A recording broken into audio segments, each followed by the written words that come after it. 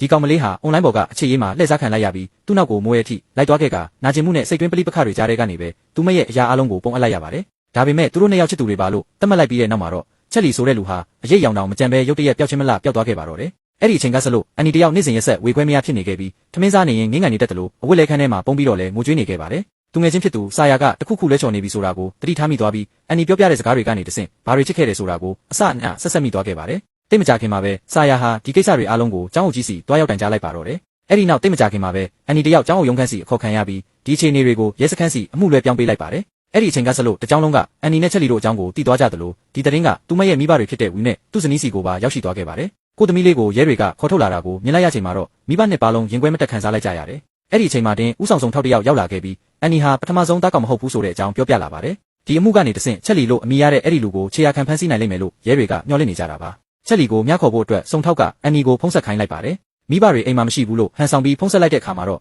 ချက်လီကတကယ်ပဲဖုံးကင်လာခဲ့ပါတယ်ဒါပေမဲ့ချက်လီဟာအင်တာနက်ကိုအသုံးပြုပြီးအန်နီမေရဲ့ကိုရေးကိုယ်တာအချက်လက်တွေကိုစုံစမ်းသိရှိထားပြီးဖြစ်နေပါတယ်ဒါကြောင့်ဖုံးတစ်ခုနဲ့တင်သူတို့ဆင်ထားတဲ့ထောင်ချောက်ထဲကနေချက်လီလွတ်ထွက်သွားခဲ့ပါတော့တယ်လူတိုင်းကဒေါသထွက်ပြီးစိတ်ပြတ်နေကြပေမဲ့အန်နီကတော့ရှင်းပြလို့မရတဲ့စိတ်သက်သာရမှုမျိုးကိုခံစားနေရပါတယ်ဘာလို့လဲဆိုတော့အခုချိန်ထိချက်လီကသူမကိုချစ်နေသေးတယ်လို့ယုံကြည်နေစေမို့လို့ပါပဲဒါပေမဲ့အဲ့ဒါကတကယ်ရောဟုတ်ရဲ့လားဖြစ်ကြောင်းကုံစင်ကိုတိလိုက်ရပြီးတဲ့နောက်မှာတော့ဖခင်ဖြစ်သူဝီတယောက်ယူမတက်ဖြစ်သွားခဲ့ရပါတယ်သူဟာစုံထောက်စီကနေအသေးစိတ်ချက်လက်တွေကိုအတင်းကျပ်မင်းမြန်းခဲ့ပြီးကြားလိုက်ရတဲ့အဖြစ်အပျက်တွေကိုသူ့ရဲ့စိတ်ကူးထဲမှာပြန်လည်ပုံဖော်ကြည့်နေမိတယ်ဒီလိုကလက်စားချေလိုစိတ်ပြင်းပြနေမှုကပဲသူ့ရဲ့အလုပ်ကိုင်တွေကိုထိခိုက်လာစေပြီးသူ့ရဲ့ဘဝတစ်ခုလုံးကိုပါပြောင်းလဲသွားစေပါတော့တယ်အားတဲ့အချိန်တိုင်းအွန်လိုင်းပေါ်မှာရှာဖွေပြီးအဲ့ဒီလူကိုခြေရာခံမိဖို့သူစူးစမ်းနေခဲ့ပါတယ်ဒီနေ့မှာတော့ဝီဟာချက်လီနဲ့အဆက်အသွယ်လုံးဝပြတ်တောက်သွားစေဖို့ရည်ရွယ်ပြီးအန်နီကိုဖုန်းတစ်တလုံးဝယ်ပေးခဲ့ကဖုန်းခေါ်ဆိုမှုမှတ်တမ်းတွေကိုအမြဲစစ်ဆေးနေမယ်လို့ပြောလိုက်ပါတယ်ဒါကအန်နီအတွက်အရန်ကိုနေရခတ်မုန်းချက်စေခဲ့ပါတယ်မိဘတွေရဲ့အချုပ်ချယ်ခံရမှုနဲ့ရှင်လိုက်ရင်ချက်လီကမှသူမကိုတကယ်နားလည်ပေးတဲ့သူတို့တောင်သူမကတွေးထင်နေခဲ့တာပါအဲ့ဒီနောက်မှာတော့သူမကိုစိတ်ကျမ်းမာရေးဆရာဝန်နဲ့တွားရောက်ပြသစေခဲ့ပါတယ်ကျောင်းမှာဆိုဘောလုံးတင်တဝက်လောက်နဲ့အိတ်ဖူးတဲ့ကောင်မလေးတွေအများကြီးပဲလေ